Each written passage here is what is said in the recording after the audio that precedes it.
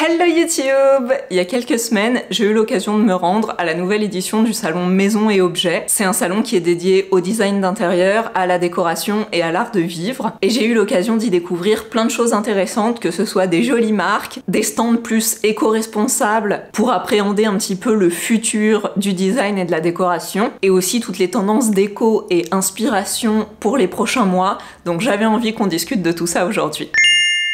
Contrairement à l'édition précédente du salon où j'avais voulu tout voir, tout découvrir, vraiment explorer le salon dans les moindres recoins, cette fois je me suis concentrée sur une plus petite section. J'avais été un peu malade en début de semaine donc j'hésitais même à y aller complètement. En plus c'était la mauvaise période du mois et puis honnêtement j'avais aussi peur que ce soit un peu redondant de voir exactement les mêmes stands, les mêmes marques que j'avais vues la fois précédente. Et finalement je regrette pas du tout. En fait j'ai adoré cette édition parce que j'ai eu le temps de m'intéresser beaucoup plus en détail à certains stands que j'avais sélectionnés. D'ailleurs il faut que je vous parle d'un truc qui a changé ma vie, c'est Evenco. Pendant super longtemps, j'ai été un peu réticente à utiliser des culottes menstruelles. Honnêtement, je voyais pas trop l'intérêt et j'avais peur que ce soit un petit peu pénible à entretenir, mais en fait, c'est extraordinaire. Déjà, c'est très facile à utiliser parce qu'en fait, il suffit de les rincer à l'eau claire avant de les mettre à la machine. Donc pour les gens comme moi qui ont la flemme, c'est trop bien. Et en plus, c'est une vraie tranquillité d'esprit par rapport à des protections classiques parce qu'elles sont super confortables aussi bien pour le jour que pour la nuit, et il y a une technologie anti-fuite, aucun risque quand on part se balader. Alors ils ont plusieurs modèles en fonction de sa morphologie et de l'abondance de son flux. C'est du coton bio. Franchement c'est assez joli, hein. On dirait pas que c'est forcément des culottes menstruelles. Et alors mon modèle préféré c'est celui-ci, parce que non seulement il est un peu plus échancré, un peu plus sexy, mais surtout la matière, elle est trop douce, elle est satinée, et franchement cette culotte, moi je la porterais bien tous les jours. Alors évidemment, je vous montre des modèles qui sont neufs, hein, que j'ai pas encore mis. Je sais qu'on est proche, mais pas à ce point-là quand même. Et la protection, donc elle est évidemment sur tout le dessous, à l'entrejambe, et il n'y a pas ce problème, vous savez, de protège-côtés qui ont tendance à s'enlever, et du coup les côtés sont toujours un peu tachés, etc. Et puis donc la protection, elle remonte jusqu'en haut. C'est pas très épais, hein, donc c'est pas gênant sous les vêtements, ça se voit pas du tout. Et si vraiment c'est quelque chose qui vous dérange, ils ont aussi un modèle qui lui est sans couture, donc là pour le coup on peut pas faire plus discret sous les vêtements. Et celui-ci, la protection s'arrête un petit peu plus bas, donc tout le haut de la culotte, c'est vraiment comme une culotte classique. Et ce modèle-là, il est aussi avec une matière satinée. Personnellement, ça fait 1 an, peut-être même bien 1 an et demi maintenant que j'utilise les culottes menstruelles de chez Evenco. Et pour rien au monde, je ne reviendrai en arrière. Ça m'évite de tacher les draps la nuit, ça m'évite d'être en panique à chaque fois que je dois sortir de chez moi. La protection, elle dure jusqu'à 12 heures. C'est intéressant au niveau financier puisque ces culottes, on peut les garder 5 voire 7 ans, ce qui correspond à une économie d'environ 900 €. C'est pas négligeable, c'est meilleur pour notre santé et en plus c'est meilleur pour l'environnement parce que toutes ces protections jetables, c'est un vrai fléau et malheureusement, on ne sait pas du tout quoi en faire une fois qu'elles ont été jetées. Donc si vous étiez hésitante à franchir le cap, je pense que c'est le bon moment, d'autant plus qu'il y a une grosse promotion pour Octobre Rose qui est valable sur l'ensemble du site. Et j'ai un code promo qui vous permet d'avoir 10 € offerts, cumulables avec les promotions du site. Vous retrouverez évidemment toutes les infos en description de la vidéo. Et en plus c'est pour une bonne cause puisque pour Octobre Rose, 10% des bénéfices sont reversés à une association de lutte contre le cancer du sein. Pour chaque édition du salon Maison et Objets, il y a toujours un thème qui est repris dans un espace, une sorte de pavillon, une section qui s'appelle What's New in Decor et qui permet de reprendre un certain nombre d'objets, de mobilier qui vont être présentés sur des stands qui sont présents dans le salon. Pour cette édition, le thème c'était Terra Cosmos, que j'ai affiché derrière moi. Donc comme vous pouvez vous en douter, c'était une édition qui était inspirée de l'espace, les pieds ancrés sur terre et la tête dans les étoiles, un décor qui permet d'échapper un petit peu au quotidien et dont les objets sont tout droit sortis d'une météorite, mais qu'on peut aussi mettre en contraste avec des objets plus arrondis, des tables, des lampes qui reprennent un peu la forme des planètes. Sur ce pavillon, il y avait plusieurs sections avec une approche un petit peu différente, plusieurs déclinaisons de ce thème. Donc c'était comme des petites fenêtres ouvertes où on pouvait jeter un œil à l'intérieur, une sorte de parcours initiatique. La première fenêtre s'appelait Pleine Lune. C'était un décor tout en légèreté, en transparence, avec des nuances de blanc, vraiment comme si on flottait dans l'espace, à la manière d'un astronaute, mais aussi avec des touches un peu d'astrologie, les étoiles, les planètes. Pour le coup, ce monde-là, on pouvait vraiment dire qu'on avait la tête dans les étoiles. La deuxième fenêtre, c'était Dune. Et oui, c'est un monde qui est assez proche du film du même nom, puisqu'on est comme transporté dans un univers parallèle, au milieu du désert, mais sur une autre planète. Dans cet univers, les objets ont des formes très arrondies, très douces, mais toujours avec des aspérités, ce côté un petit peu irrégulier, comme la surface de la Lune. La troisième fenêtre avait pour titre Météorite, donc là on est vraiment sur des matériaux plus bruts, plus durs, des éclats de météorites, des formes très irrégulières, plutôt déchiquetées, la pierre volcanique de l'espace, quoi. En termes de matériaux, on va trouver du verre, de la céramique, du bois brûlé. Moi, personnellement, c'est le décor que j'ai préféré pour le côté sombre, mais aussi bien le traitement un peu plus original des matières. Solaire, c'était le nom de la quatrième et avant-dernière fenêtre. Là, on est à nouveau sur un décor avec des matériaux plutôt doux, plutôt arrondis, enveloppants. Mais contrairement à Dune, où on était sur une gamme de couleurs plus neutres, là, on va vraiment aller chercher l'aspect précieux des matériaux, l'or, le traitement plus lisse, plus laqué, verni, brillant, plus solaire. Donc ça portait vraiment bien son nom. Et la dernière fenêtre, c'était la fenêtre futuriste. Je trouvais ça assez rigolo parce que c'est plutôt la conception du futur qu'on avait dans les années 60 ou dans les années 70. Donc là, on va retrouver des associations de matières, des formes géométriques, un petit peu plus de couleurs pour créer un univers plus moderne. Si c'est un sujet qui vous intéresse et que vous voulez en savoir plus, je vous mets toutes les références, les liens vers les articles presse, etc. dans la description. Et vous y trouverez également les liens vers les sites marchands ou les comptes Instagram de tout ce dont on va parler dans la suite de cette vidéo. Mon gros coup de cœur du salon, ça a été le stand de Paul Spotten. C'est une marque néerlandaise qui existe depuis 1986 et franchement, j'ai adoré l'intégralité des objets qui étaient présentés sur leur stand. Alors, je connaissais déjà cette marque, enfin, j'avais déjà repéré plusieurs de leurs objets, que ce soit lors de mes balades ou quand je scrolle sur internet. En fait, j'enregistre tous les meubles, tous les objets qui me semblent intéressants et qui peuvent potentiellement aller dans notre appartement.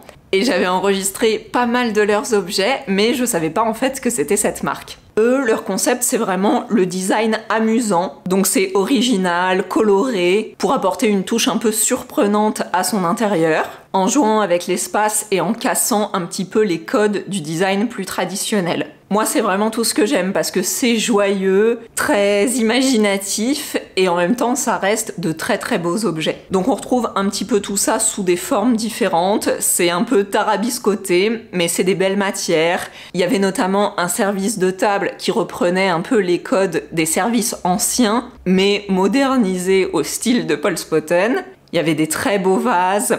Beaucoup de choses en transparence ou alors irisées. Moi, j'adore le côté holographique. Ces tables en miroir, c'est mon rêve. D'ailleurs, ça fait partie des objets que j'avais repérés de chez eux. Ils font des luminaires, des objets rigolos, un petit peu humoristiques.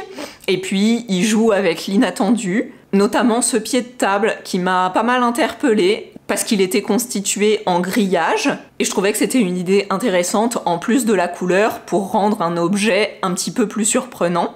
Et ils ont aussi un immense choix de tables d'appoint, de guéridons, de tabourets et honnêtement ils sont tous plus beaux les uns que les autres. Ensuite je voulais vous parler de l'éco-pavillon hongkongais. Donc là c'est pas un stand de marque mais c'était un pavillon destiné à mettre en lumière le travail de talents émergents dans l'univers du design mais avec une approche éco-consciente et des créations centrées sur l'économie circulaire et la durabilité. Donc ces designers ils utilisent des ressources déjà existantes en recyclant des matériaux qui sont destinés à être jetés et ils les intègrent dans des objets du quotidien. C'est le cas de ces suspensions faites à partir de coquilles d'œufs.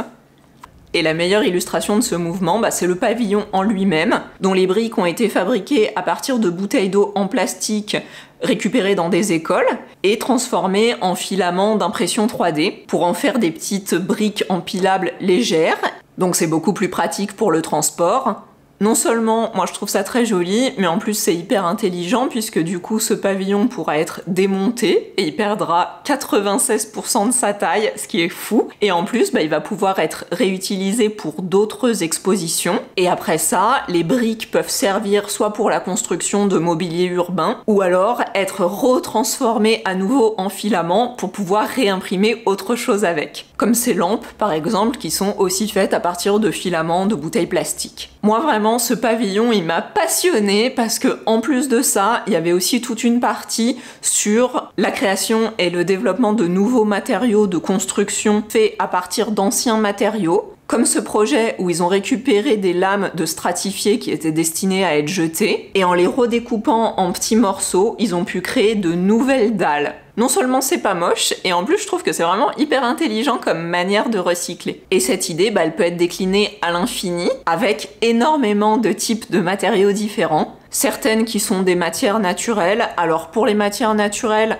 moi je trouve ça un petit peu moins intéressant dans le sens où c'est des choses qui sont biodégradables, ou est-ce que peut-être c'est un avantage, je sais pas trop. Mais il y a aussi plein de matières de la consommation humaine qu'on n'aurait pas idée de pouvoir recycler pour en faire des matériaux de construction. Et en plus c'est étonnant parce que c'est assez dur et résistant. Donc je trouvais que ce pavillon, il amenait vachement à la réflexion sur notre manière de consommer, évidemment, mais aussi l'avenir de la production de matériaux avec le bien de l'environnement en tête. Et dans le même esprit, sur un stand un peu plus loin, j'ai cette photo qui m'a sauté aux yeux parce que c'est un compte que j'avais enregistré il y a quelque temps sur Instagram et eux, ils fabriquent des fauteuils à partir de matériaux recyclés et notamment des sacs plastiques qui sont récupérés dans la nature en Indonésie. Bon alors malheureusement le fauteuil était pas encore arrivé quand je suis passée sur le stand, donc j'ai pas pu le tester en vrai. Par contre j'ai quand même pu voir les échantillons de matériaux et je trouvais ça fou. Parce que c'est pas du tout une matière dégueulasse comme on peut s'imaginer un vieux sac plastique. Et ils trient les sacs par couleur ou par famille de couleurs et c'est ça qui permet aussi de donner les différentes couleurs pour la fabrication de leur fauteuil. Mon favori suivant, c'est Corunum. J'espère que ça se prononce comme ça. C'est une marque néerlandaise qui est spécialisée dans la fabrication de céramique. Alors sur leur stand, il y avait que des vases, mais il me semble qu'ils font aussi de la vaisselle. Et leur particularité, c'est que c'est en fait un collectif qui est composé uniquement de personnes en situation de handicap et des personnes en réinsertion professionnelle, genre d'anciens addicts, etc. Ils proposent des collections imaginées par des designers. Alors il y a des designers contemporains, mais il y a aussi des designers des années 50. D'ailleurs, c'est une marque qui date de 1953 et leur premier modèle est toujours disponible. C'est des produits qui sont créés à la demande et qui peuvent être personnalisables. Un autre stand qui a attiré mon attention, c'est celui de Lola Glamour. J'ai été attirée par ce stand parce que je trouvais que ça ressemblait à du mobilier français classique, mais revisité avec beaucoup plus de relief, beaucoup plus de motifs et, il faut quand même le dire, une petite dose de folie. C'est une marque espagnole qui a été créée par un frère et une sœur qui sont tous les deux designers et qui sont originaires de Soria, dans le nord de l'Espagne. C'est vraiment pas loin de tous les endroits qu'on était allés visiter lors de notre road trip dans le nord de l'Espagne à la découverte du désert des Bardenas. Je vous mets le lien de cette vidéo dans le petit i si jamais vous cherchez une bonne destination de vacances. Donc pour en revenir à Lola Glamour, ils font des meubles qui sont en bois avec différentes essences de bois et qui sont entièrement personnalisables. Et ils font vraiment tout type de meubles. Il y avait des commodes, il y avait des buffets, des tables, j'ai adoré leurs tables d'ailleurs, des petites armoires type Marie-Antoinette, et il y avait même du mobilier pour animaux. Alors leur stand il était pas super grand, donc il n'y avait pas non plus une quantité incroyable de meubles. Par contre, ils m'ont donné leur catalogue, donc ça permet vraiment d'avoir un bon aperçu de l'étendue du panel de meubles qu'ils proposent. Et je trouve que c'est vraiment hyper inspirant parce que ça peut donner aussi pas mal d'idées pour des DIY de meubles par exemple, avec des motifs ou un type de décoration qu'on n'aurait pas forcément osé. N'hésitez pas à me dire en commentaire ce que vous avez pensé de toutes ces découvertes. Mettez un petit pouce en l'air si cette vidéo vous a plu. Merci à Evenco de m'avoir accompagné sur cette journée. Si vous êtes curieux d'en découvrir un petit peu plus sur le salon Maison et Objets, je vous invite à regarder cette vidéo dans laquelle on avait fait le tour intégral du salon lors de la dernière édition, ce qui permet d'avoir une vision un petit peu plus globale de ce qui est présenté au salon Maison et Objets.